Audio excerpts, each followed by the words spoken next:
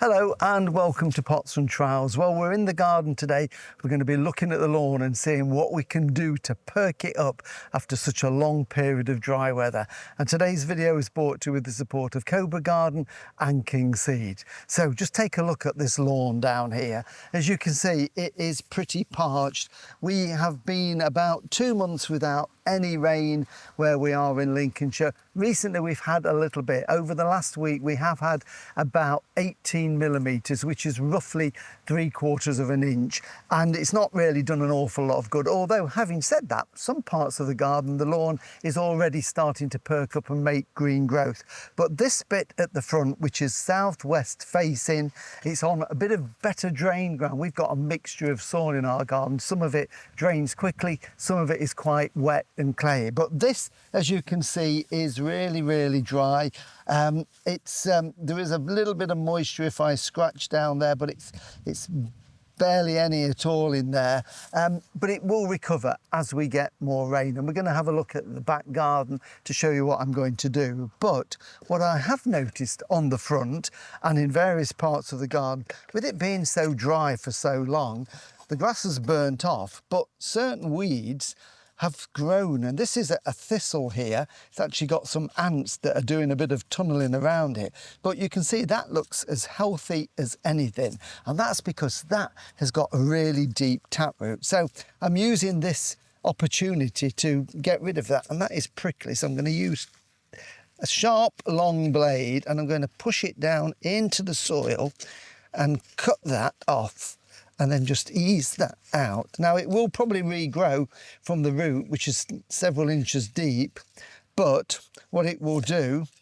is it will give me time in the autumn to put a little bit of grass seed on that, and that grass will grow in. There's another one here. This is ragwort. Again, a weed we don't want. It's great in the hedgerows for wildlife, but we don't want it in the lawn. So again, I'm just going to get my knife and just cut that root and get rid of that one. So what I'm going to do now is just pop around the back garden and we can have a look there, and I can show you how we're going to help the lawn to recover.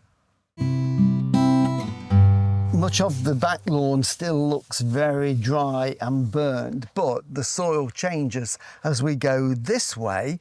It's much heavier. We've got more clay on this side of the garden, and that little bit of rain has really perked this up. So the back garden is a mixture of very dry and arid, little tufts of grass, and then this, which was brown a week or so ago, has greened up really quickly. It's unbelievable, to the point now where it's getting ready for just a little trim. This hasn't been cut for about 2 months. That's how dry it's been. So what I want to do is just do a couple of things to encourage the grass to grow, assuming we're going to get more rain, which is forecast. So the first thing is, where we've got it really dry here, I don't want to do any heavy scarifying. I don't want to stress the grass more, but it is slightly flattened down in places. So what I'm going to do is almost just rake it like that, only very lightly.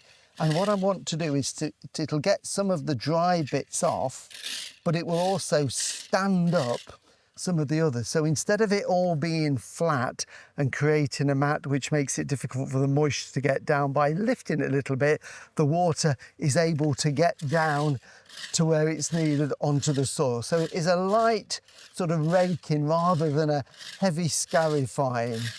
So I will do that over all of the lawn, including where it's green as well. It's just to lift it up a little bit.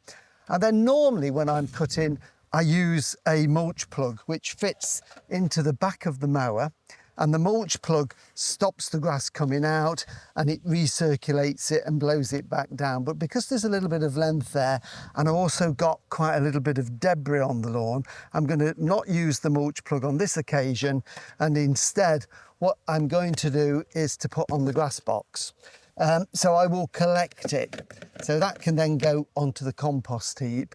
And once I've done that, and hopefully, fingers crossed, this rain is on its way and we're going to get a fair bit, as the grass then grows over the next few weeks, I will put the mulch plug back into the mower and I will mow little and often. So all that green grass is being recirculated back into the lawn, and the nutrients will go back into the ground and it will help to green it up. So I'm hoping, fingers crossed, in a couple of weeks' time, all the lawn if we get the rain, will be green. So a light trim round it will just tidy it up and encourage that new growth.